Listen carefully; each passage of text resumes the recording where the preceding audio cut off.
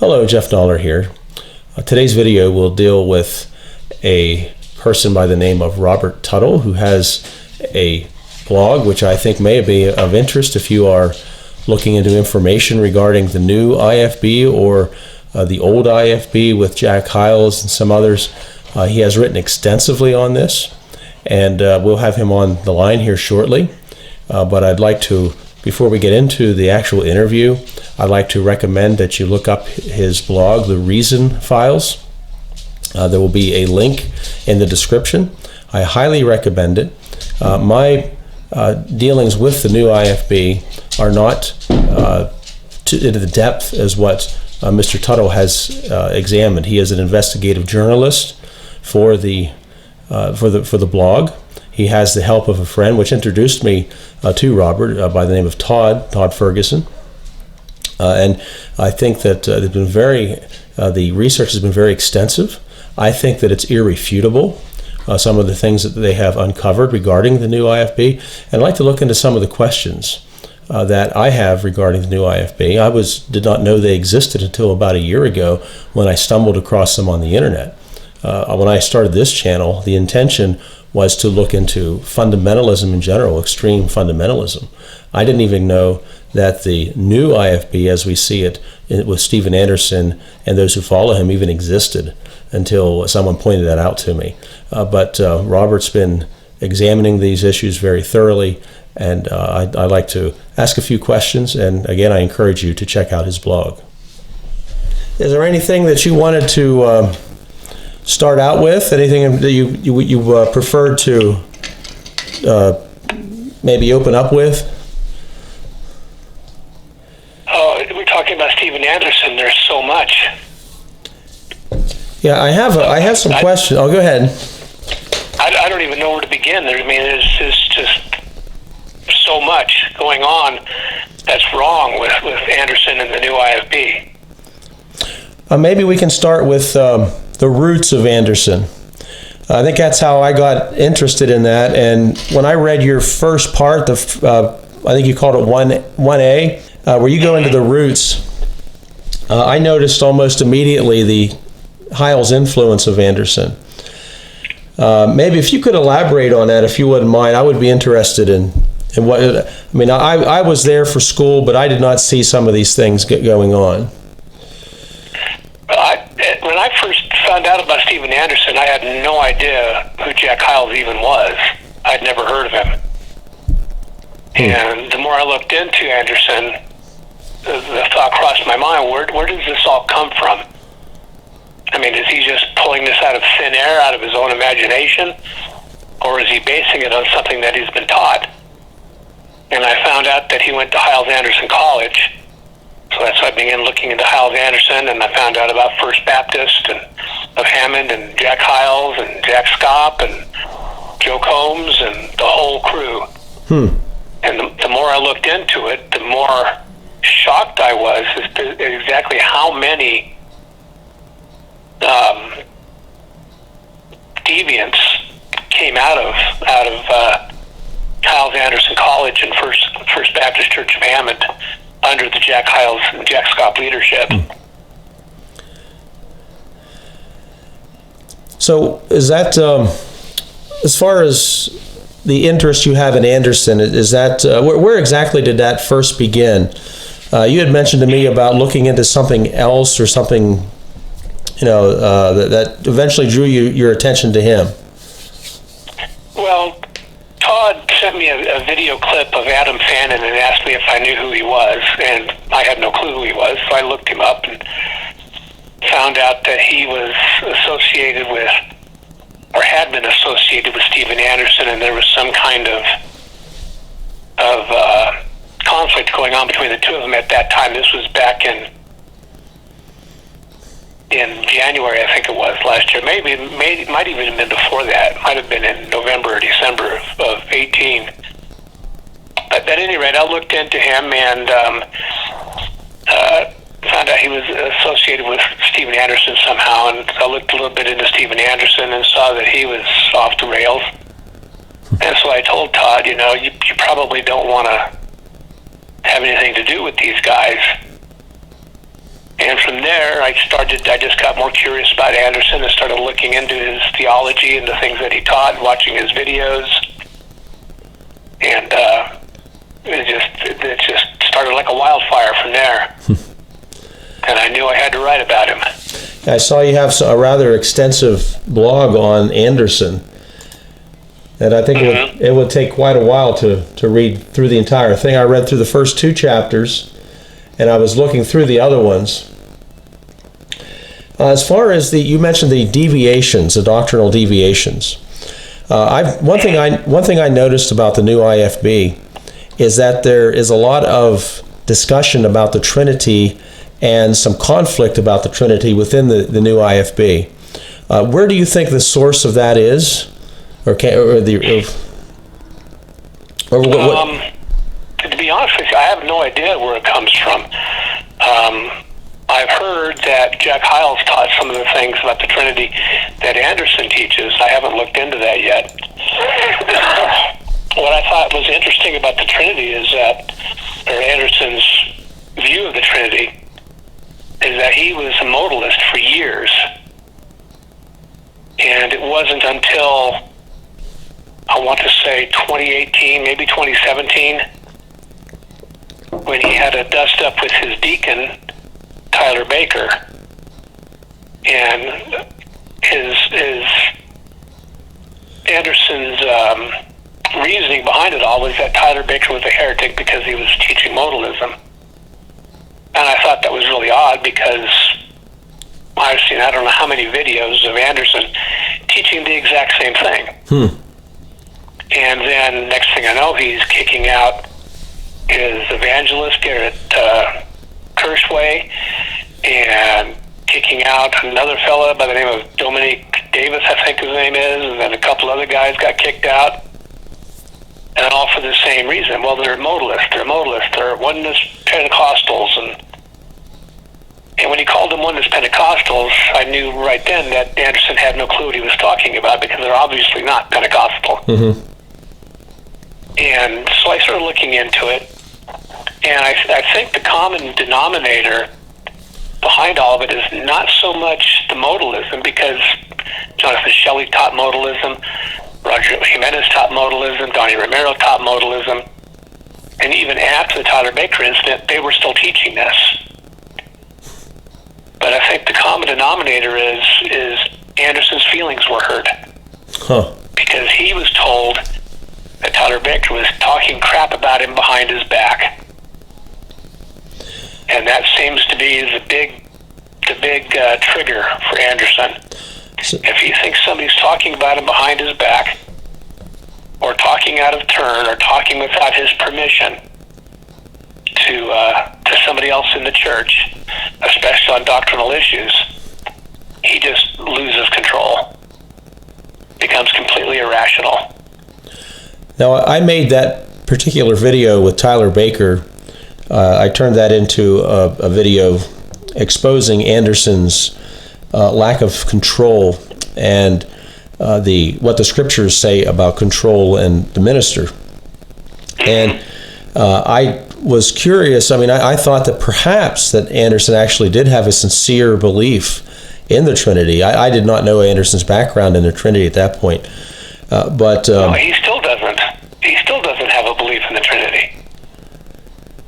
But he's quite willing to take a stand on the Trinity verbally. Well, he takes a stand on his view of the Trinity. Okay, yeah, that's something I've not exactly looked into, and I think it's I'll have to do that. But I've watched enough of his videos. You know, when he dropped to modalism, he had to find something to replace it with. And so I'm assuming he looked into the Trinity and saw, well, the Trinity is 3 in 1. Well, what is it? 1 Corinthians 2:14. You know, an unbeliever doesn't understand Scripture in a nutshell. And I don't believe Stephen Anderson is a believer. I don't believe he's saved. Yeah, I would agree with you there. And when he tried to understand the Trinity, what he came up with was some kind of bizarre form of tritheism, where he believes God the Father, God the Son, and God the Holy Spirit are three separate individuals. Each has their own body. Each has their own spirit, except for Jesus, who has 7 spirits, according to Anderson. He says Jesus has always been, for all eternity, a human man. And Jesus, if you looked at the face of Jesus, that's what God the Father and God the Holy Spirit look like, physically look like. It's like like triplets. Now, that's not the Trinity. Right. Now, I've heard some other former IFB guys try to explain it, that they want to try to avoid the modalist label. I think the fellow's name is McGregor in Canada. Bill McGregor, yes. Yes, and I watched a video on him where he says that they are 3 separate persons, but then he closes by saying they are the same person. So they're separate persons, but at the same time being the same person. And I did try to contact him and ask him about that. He never really did elaborate on how that could possibly be. I mean, he can have something that's not something at the same time. Yeah, I think they just don't understand the Trinity. They have a very limited understanding, if any understanding, of who God is.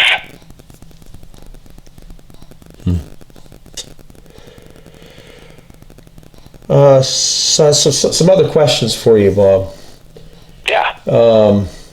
See, I wrote down several here. Let's see.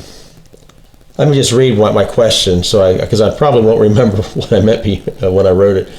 I am not as familiar with the NIFB's history, and its workings, but I am with some of their basic theology. My concern is that they've passed from Orthodox Christianity into blatant heresy, and they've kept the Baptist name and the fundamentalist name. Would you agree with that this heresy is serious enough to put it into the category of a cult, similar, maybe not quite to the extent of, but similar to Jehovah's Witnesses or even Mormons? Yeah, absolutely. Absolutely. And with Anderson's influence over the hardcore followers that he has, and I use those words specifically, his followers, because they're not following Christ, they're following Stephen Anderson.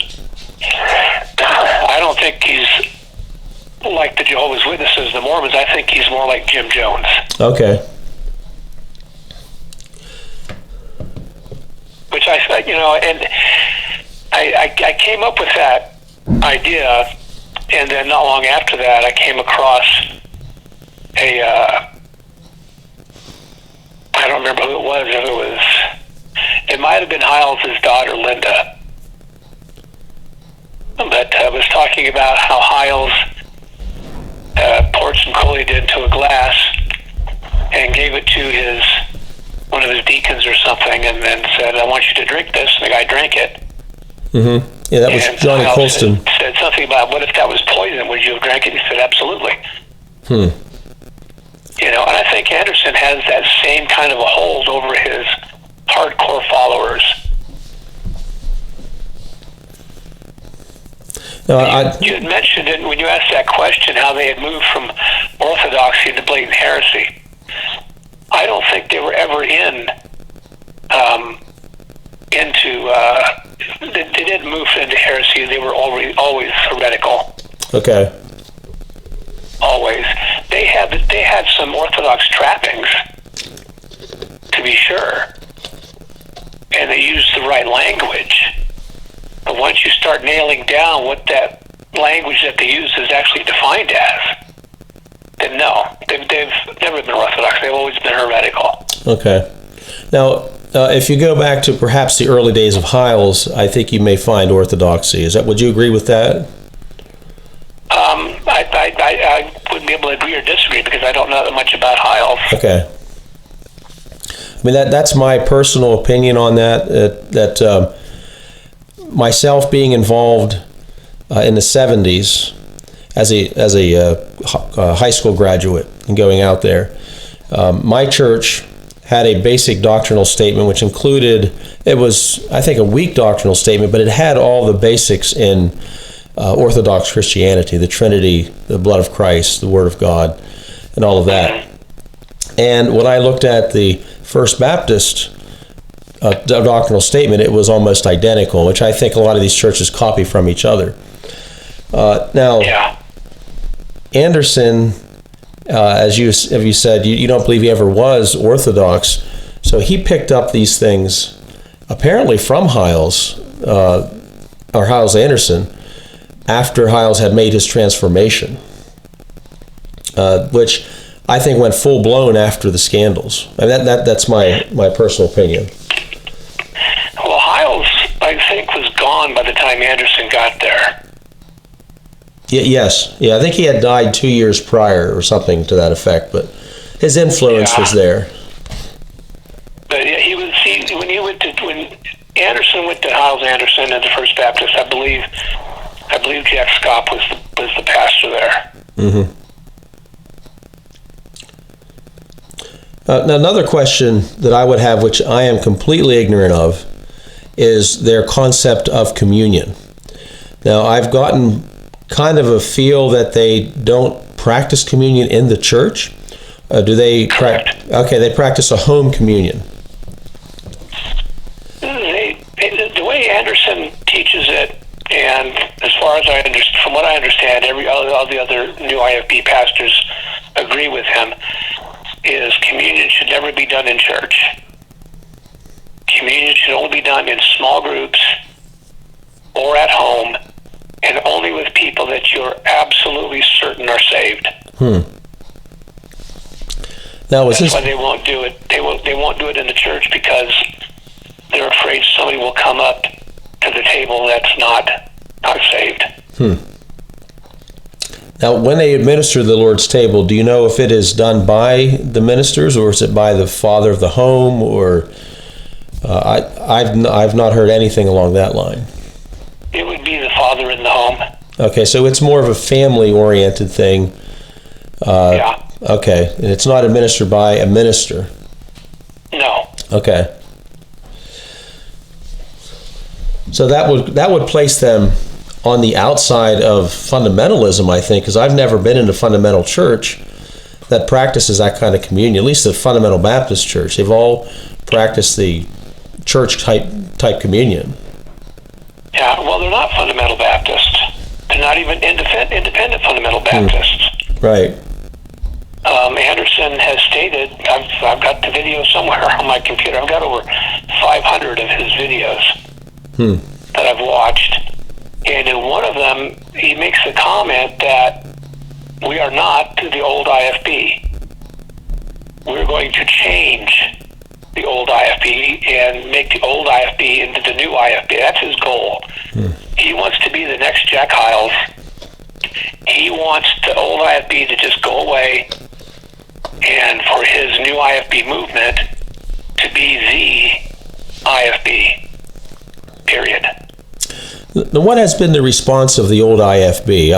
I don't have enough associations with them anymore to really get a feel for how they're dealing with Steven Anderson. Everyone that I've talked to and admitted has not been that many. I've talked to maybe a half dozen old IFB pastors, and every one of them is just, they want nothing whatsoever to do with Steven Anderson. They don't want to be associated with him in any way. When he started out, back in, I don't remember when it was, back in the early 2000s, he went so far as to put out on his blog a list of old IFB pastors that he claimed supported him and agreed with him, supported his teachings, the whole bit. So I contacted all of them, and every one of them said absolutely not. He never asked us, he never said anything. He just put the names out there, and just assumed nobody would ever check. Yeah, so in analyzing this fella, I think it's very telling, the information you're coming up with. What is the most shocking thing that you have found within the new IFB system? The most shocking? Yeah, I mean, we've... I know there's scandals, there's other things. Are there actual crimes that perhaps need to be pursued? I know that the Donnie Romero incident was... I don't know if it ever made the news or not, but something like that you think would be of a criminal nature. From the information that I've been able to gather about the Romero situation, it was criminal in nature. Okay. If I understand it correctly, in talking to people that were part of that church, part of Romero's church, knew Romero, knew Fannin, knew the situation, what Romero did amounts to fraud. It would be the crime of fraud, felony fraud. And in Texas, if you have knowledge that someone has committed a felony and you do nothing about it, you don't turn them in, whatever, then you're just as guilty as they are, and whatever they're charged with, you're charged with. Whatever their sentence is, your sentence is. And what Romero was looking at was at least 10 years in prison and thousands of dollars in fines. And because that's what Romero was facing, if this all came to light, and it came to light that Anderson knew about it, then that's what Anderson would be facing.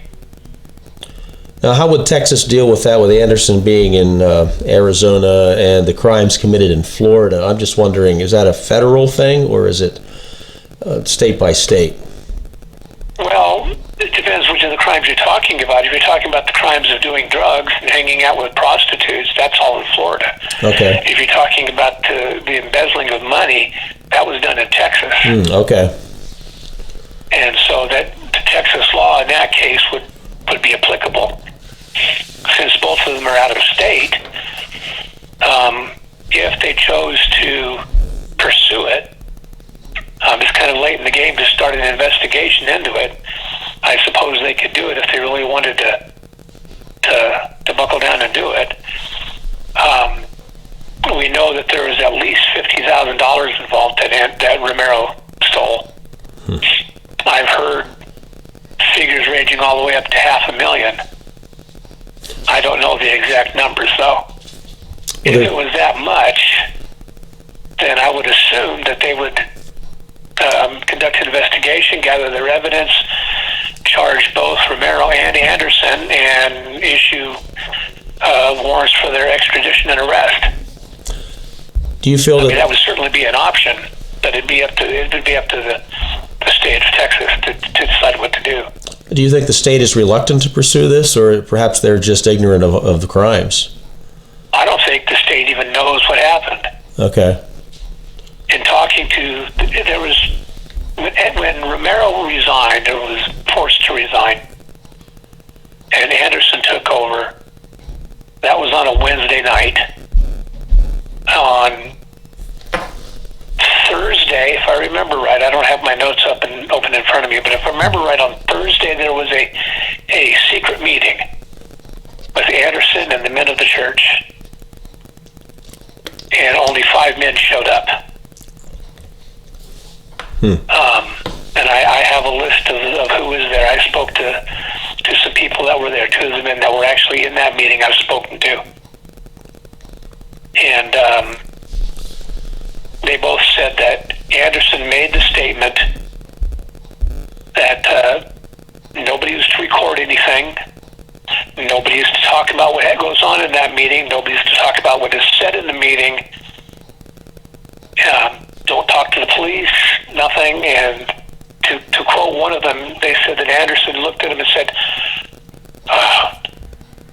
and I can't remember the exact words, but it was along the lines of, we don't want Donnie to go to jail, or we have to keep Donnie out of jail, something like that. And then the following night, which would have been Friday night, they had another meeting, secret meeting, again, same rules applied, no recording, don't talk about it, we have to keep Donnie out of jail. And there was a significantly larger group of men at that meeting, and it was at that meeting that there was a simultaneous meeting going on in Jacksonville, and somebody in Jacksonville, I don't remember exactly who it was,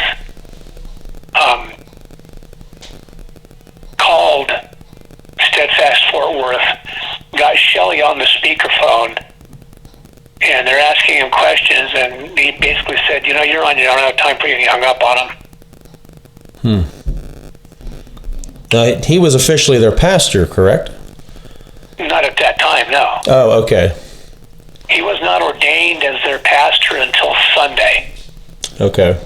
But if you follow the timeline of the videos and the text messages that Stephen Anderson sent, Anderson stepped in as pastor,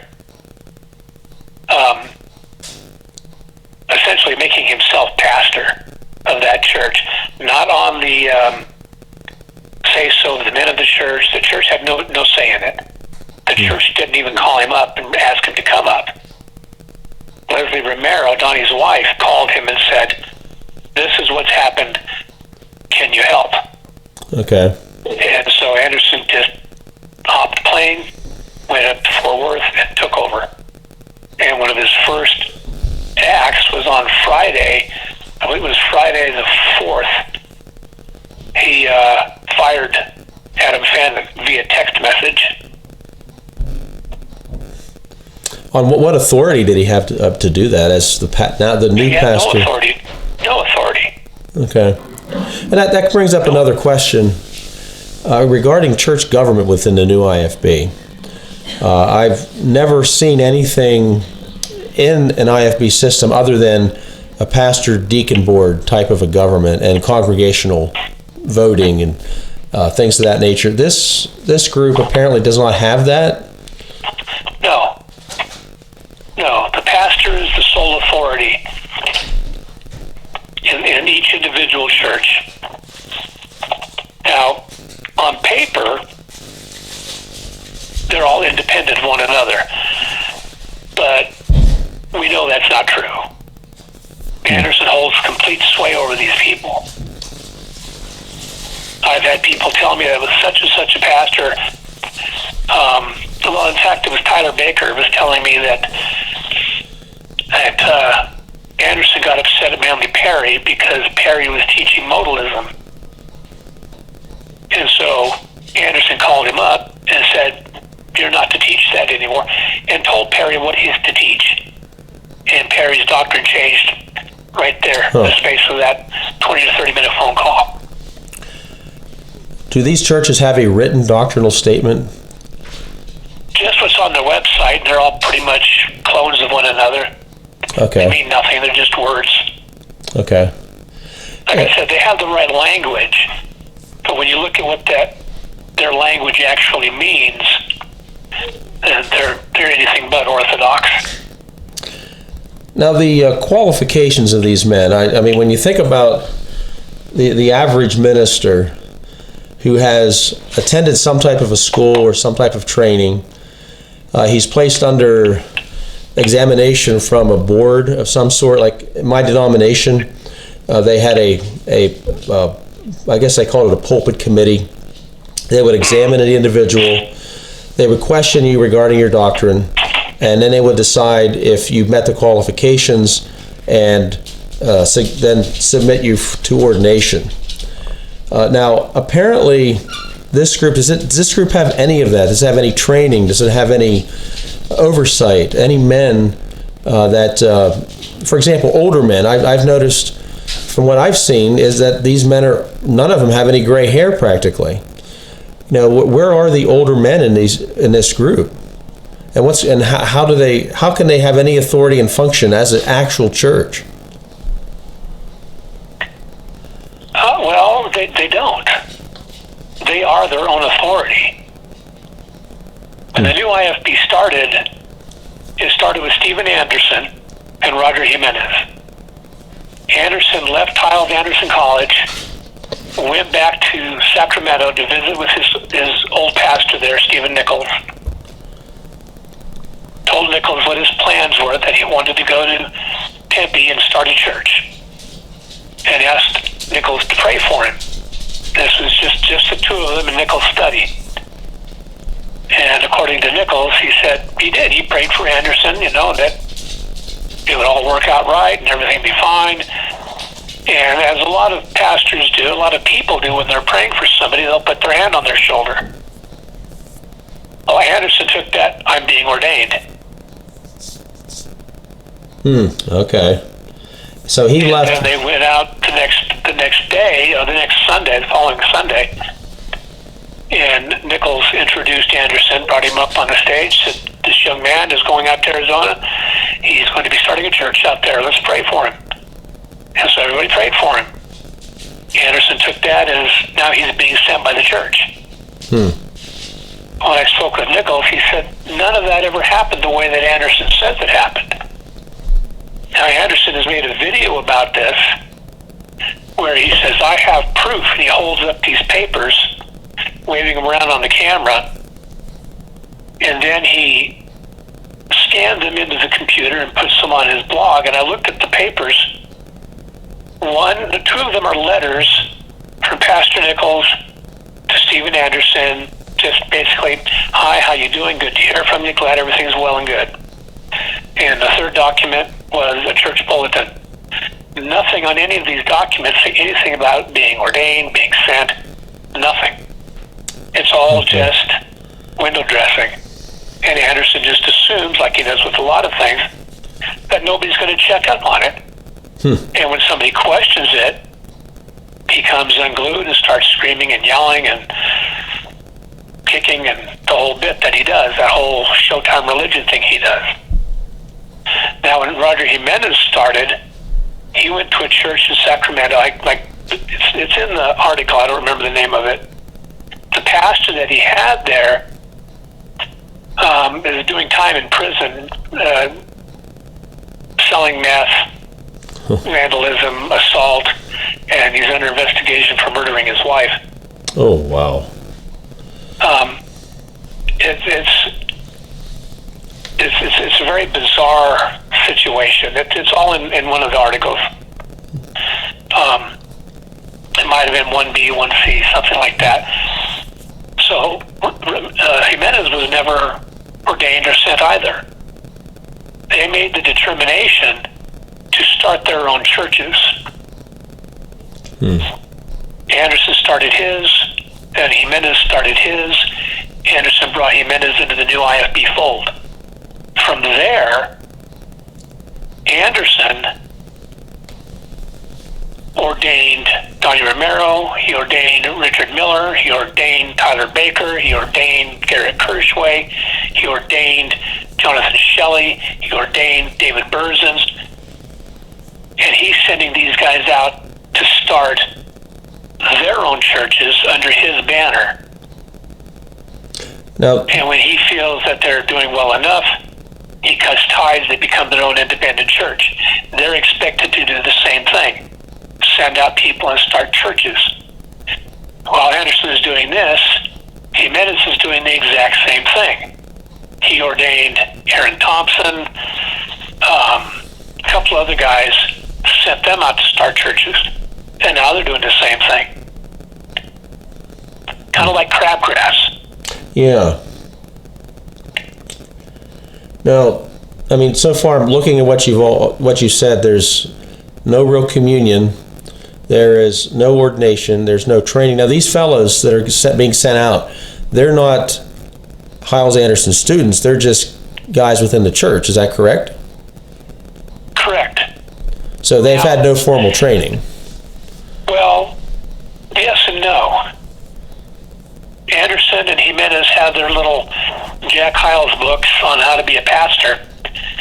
And so they teach them how to be a pastor. Okay. So they can be Stephen Anderson clones and send them out. But as far as formal training, schooling, seminary, Bible college, none of that. So no theology. Elder boards, public committees, none of that. Everything is done on the say-so of the pastor. And in the the case of the new IFB, is done on the say-so of the pastor as long as the pastor has Anderson's approval. Okay. Now, I noticed lately another issue has popped up within that group, and it's the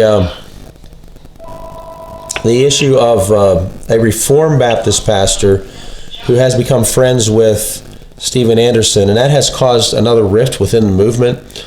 I've been meaning to contact that Reformed pastor myself. I have not done so.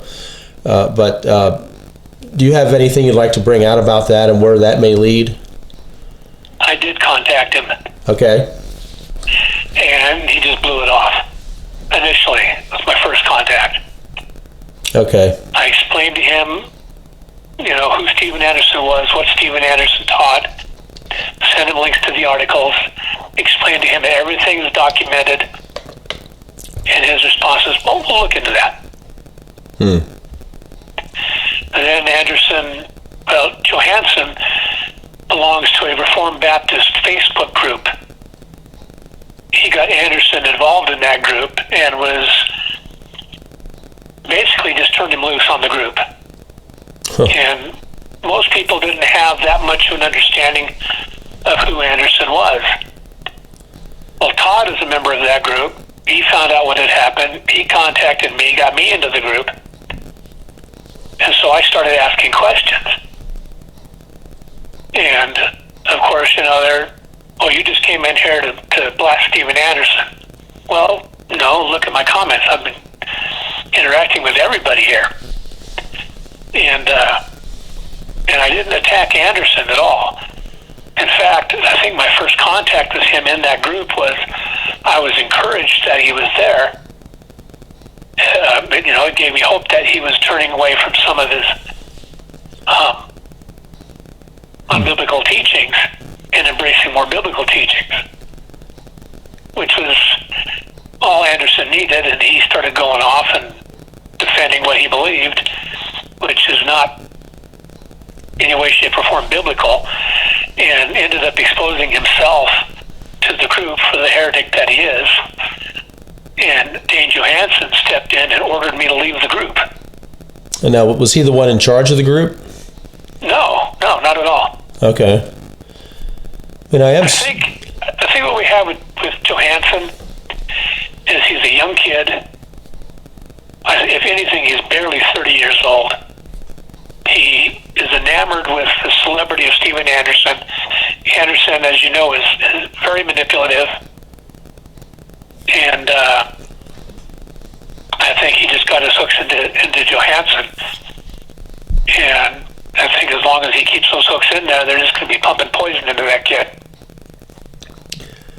Yeah, I'm just somewhat surprised because it was the 1689 Confession, among other things that I read, which helped lead me out of fundamentalism, and how one could be a minister and have that as your confession and not see the blatant Pelagianism and heresies of Anderson. Like you said, it's perhaps just manipulation. The fella is just not mature or whatever. I don't know. But I'm almost more shocked that the Reformed Baptist minister is having associations with Anderson than what Anderson is with him. In my view, by him partnering up with Anderson and having fellowship with him, he's in violation of Scripture. He's in sin. Yes. 2 Corinthians 6, 14 through 18, Ephesians 5, Romans 16, 17, and 18. And the list goes on. We are very specifically told by Scripture, by God, don't do what he's doing.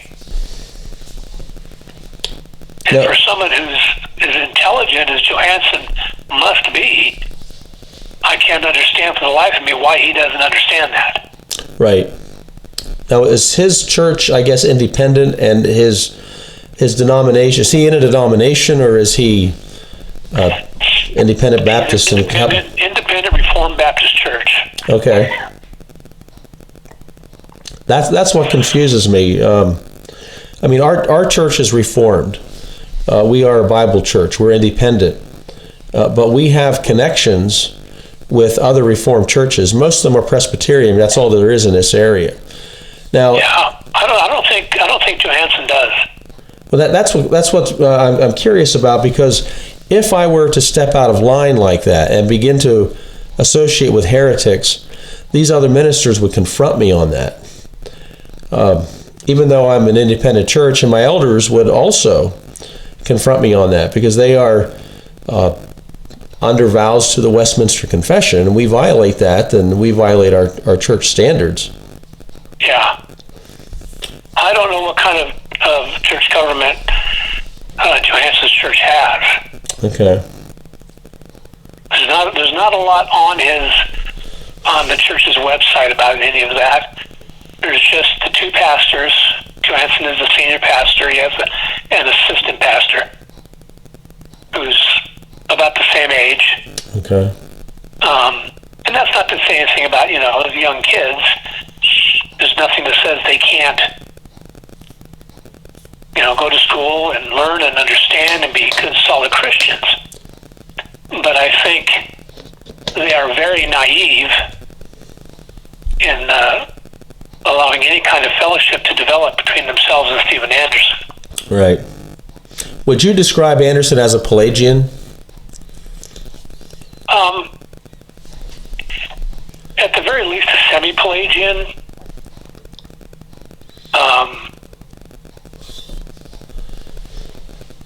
Probably more Pelagian than semi-Pelagian. The fundamentalists I used to be associated with, I would describe them as semi-Pelagian, some of them. But I've actually heard Anderson deny the original sin, for example, and make the statement that babies are innocent. If a baby dies, it goes to heaven, but it does so because it does not have sin. So, as far as theologically, where do you draw the line there? To me, I think he'd be over the line with Pelagianism, but I guess it is. I think the case could be made that babies would go to heaven if they died,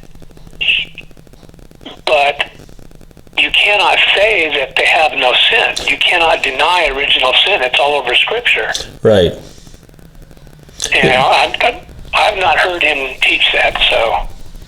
Yeah, I have it somewhere in one of my videos. I cover the issue of infants going to heaven when they die, but it's not based on the fact they're innocent. It's based on the grace of God in Christ. Exactly. It would have to be, because we know that the sin nature inherited from Adam, the corruption. There's no way God could just simply take an infant into heaven without the washing of Christ's blood. Yeah. Now that is all ignored with Anderson, and I do have a video, I believe, of him teaching that, and then perhaps some others as well within the new IFB. Well, if you've got a video of him teaching, denying original sin, if you could send that to me, that'd be great. Now, I'll have to check the one that I put together, because I'm almost certain that Anderson is involved in that, but I'll send you the link for that. Okay. Now, if he's denying original sin, then he's even more Pelagian than I thought. Okay. I noticed that a couple of months ago, and that's why I went into the issue of infants and salvation. Calvinists are accused of believing that God sends infants to hell. Now, Spurgeon didn't believe that, and I don't believe that, but it's not because they're innocent, and because we want to be precise with the Scriptures. We just don't go out and say that they're going right to heaven. There has to be something that happens because of the sin nature. And when I heard Anderson on this, then I realized that he's able to do what he does because of his heretical theology. But back to Johansson, I noticed that there are some rumblings in the new IFB with Manly Perry and I believe one other minister, and they're I guess they've actually split from Anderson over the issue. I think it was Michael Johnson. There's split. Actually three. Okay. Manly Perry, Michael Johnson, and Joe Major. Okay. Now, I've heard these guys preach some pretty strong messages against Calvinism. They all do, but in particular, those three fellas. And I guess they're not able to handle Anderson's new friend. No. I guess they tried to contact Anderson and tried to talk to him about it, and he took that as an attack. So he went on the defensive, which put Johnson and Perry on the defensive. And so next thing you know, the three of them are tossing out YouTube videos, which the new IFB is wont to do. Johnson put his out under a ghost YouTube account, an anonymous YouTube account. And then somebody found out about it and sent the videos to Anderson, and Anderson went ballistic over that and confronted Johnson. Johnson admitted it. Joe Major, to his credit, if there's any credit to be given in any of this nonsense, he refused to play that game. He did not attack Anderson. He was just, he called him up and said, "I can't have fellowship with you anymore. I still love you. God bless you. Goodbye." And just let it go at that. Do you think it's going to expand, or do you think it's going to be limited to those three? I think that there will be more than just those three. I don't think pastor-wise. I think if there's any more pastors to do that, to split because of it, it would be Dave Berzin's. And I don't think it'll happen because I think Berzin owes Anderson too much. Anderson is the one that trained him, ordained him, set him up in his own church, which was, Anderson has 3 churches that he runs in Arizona. He had a 4th church, a branch up in El Monte, California, that has since gone independent, with the pastor there becoming ordained by Anderson, Bruce Mejia. Okay. But he has Faithful Word Baptist Church in Tempe. He has Faithful Word Baptist Church North in Tucson, and he has Word of Truth Baptist Church in Prescott Valley, Arizona. And he uses those 2 churches, Faithful Word North and Word of Truth, as training churches. They're still his churches. He's still the pastor of the church. He still collects the tithes from those churches.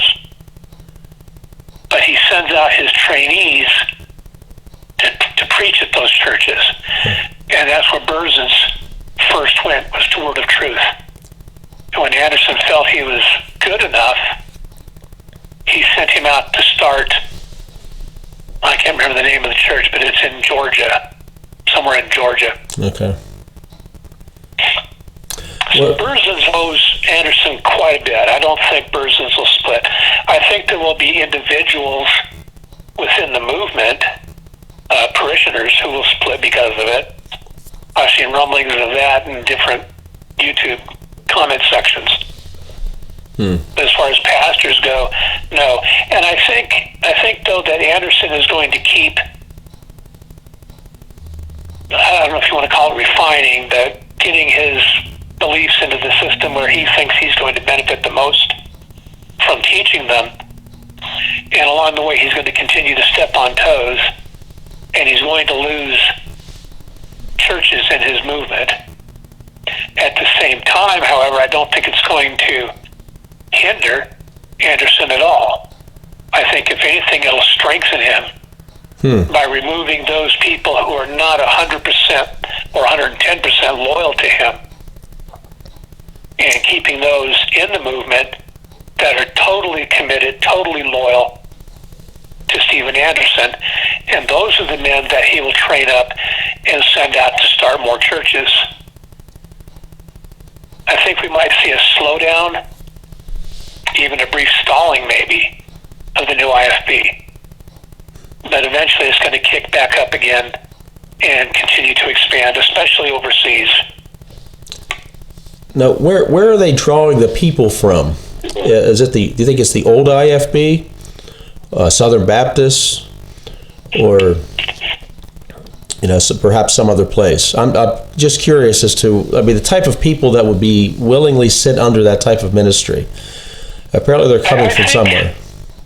I think a lot of them are coming from the old IFB, but I think when it comes down to it, at the end of the day, Steven Anderson is an ear tickler. He tells people what they want to hear. And the message he's preaching is a message of hate, unbiblical hatred, unbiblical teachings, but it's what people want to hear. I heard Paul Washer one time make a comment that people that sit underneath Joel Osteen is God's judgment on those people. Yeah.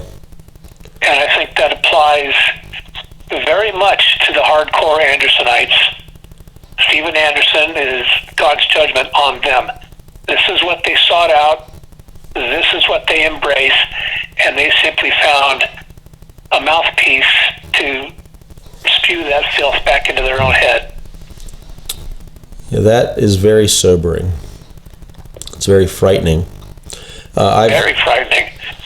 I have, my ministry originally, my YouTube ministry was geared to try to reach some of these people on the fringes, that perhaps are confused. They see the abuses. They might see perhaps the doctrinal issues or other things, and they're looking for a way out. I found that it's very few. I get an occasional email, a comment will be made in one of my videos. But for the most part, I believe that majority of these people are lockstep with Steven Anderson. Yeah.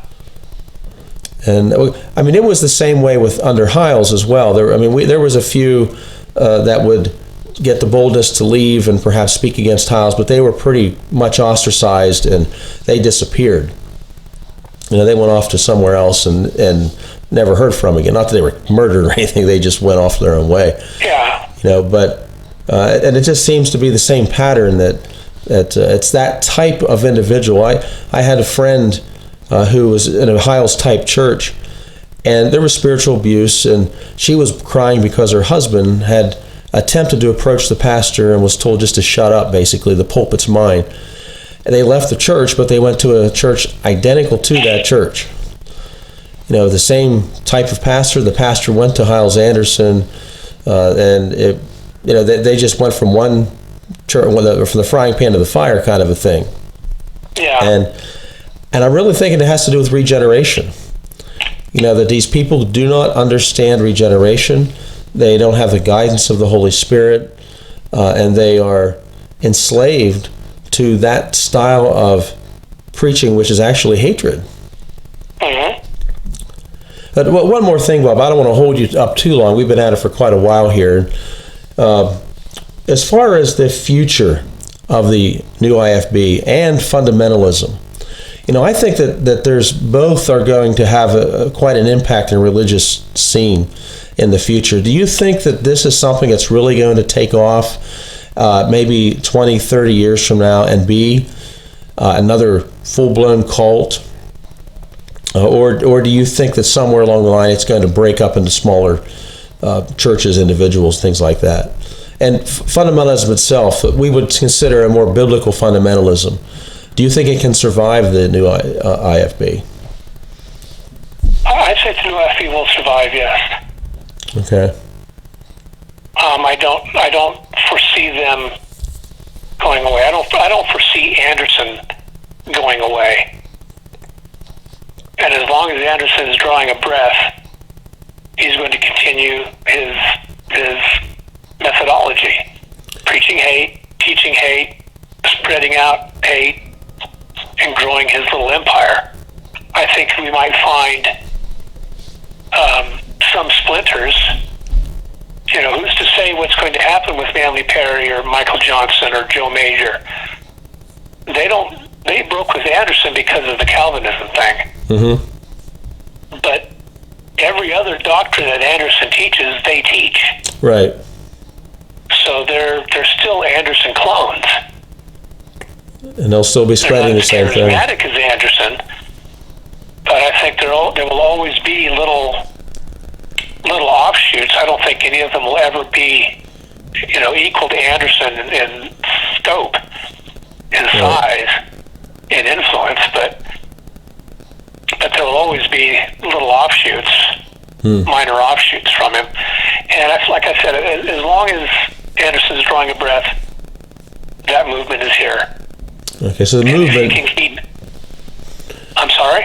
In that sense, then, the movement is almost identical to Hyles.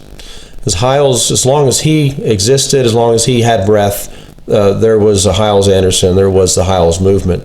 So you envision that's going to be the same with Anderson. If Anderson lives to be 80, there's going to be a new IFB spewing hate. Yeah. And Anderson will continue to look for his heirs, so to speak. Donnie Romero is one, but then Romero fell. Jonathan Shelley is one. Dave Hyles is one. There's some others in the wings like Chris Segura. I think we can see him coming up next on the radar. And there's others. As long as he can find people that believe the same thing he believes and that he can control and manipulate, he's going to continue to send out little runners, new churches. That's why I question the impact on actual fundamental Baptist churches. If they're drawing membership from there, they are overwhelming the overwhelming personalities and message. I just wonder how the old fundamentalism is going to hold up. But how many young old IFB pastors are there? You mean I don't know. I'm not real familiar with the movement anymore. When it comes to the actual movement, all I see is this new IFB. Yeah, well, of the old IFB pastors that I've looked at and communicated with, they're all older men. Okay. So once they're gone, if they don't have someone to take their place, once they're gone, that movement's gone. Right. And it will be replaced by the new IFB. Okay, that's what I was getting at. I'm wondering if that's what we're going to see. Perhaps not us. I'm almost 60. I don't know if I'll see it, but eventually I think that may be what's on the horizon. Well, that's what Anderson's stated goal is. Mm-hmm. Is just to take over, become the IFB. There will be no old, there will be no new, there will just be Anderson and his movement, and they will be considered the IFB. Yes. Anything else that you'd like to mention? Anything you'd like to close with? Suggestions or anything that you might have? The only thing I would say is, it's frustrating dealing with these people. Very frustrating. Mm-hmm. But like you, if I can reach one person and convince them just to get away, then I've done my job. Yes. And I think it's perhaps more than just convincing them to go to a better church or have a better life, a better marriage. I think it has to deal with salvation itself. Well, of course, if they don't have salvation, they're never going to break away. Right. And to get them to see that, and I'm wondering if do they have lists that they operate that don't look at this, don't look at that, like my videos, your articles? If you're caught with them, you're excommunicated. Do you think it's like that with them? I wouldn't be surprised. I know that Anderson has, for lack of a better word, spies that keep track of the congregation, what the congregation does online. If they find them talking in YouTube comments or in Facebook comments, and they talk about, well, I just watched Pastor Dollar's video, or I read Tuttle's articles or whatever, and Anderson will come down on them. That's what he's done in the past. Okay. And it is quite a price they pay whenever they're asked to leave. What's that? It is quite a price that they pay whenever they are forced to leave. Oh, yeah. It's just like for the Jehovah's Witnesses and shunning. Right. Well, Bob, I guess I'll probably should bring this to a close. It's getting a little late, and I know you've appreciated your time. And as I've mentioned before, I'm going to try to point as many people as possible to your articles. I think they're well worth it. I considered doing something similar to that. My time is limited. I'm not able to gather that information, that you've done, and I greatly appreciate that. It provides, I think, the ammunition that we need, as ministers warning of this group. That here's why, stay away, and here's the documentation. Here's what's happened. Here's what they believe. And I just want to say I want to thank you for putting that together, and I appreciate it. It's very useful for me and others. Thank you. And I guess we'll say goodbye, and may the Lord bless you in your work, and you may continue. Thank you, and you as well. Have a good night. Yes, you too. Bye-bye. Yeah, bye-bye.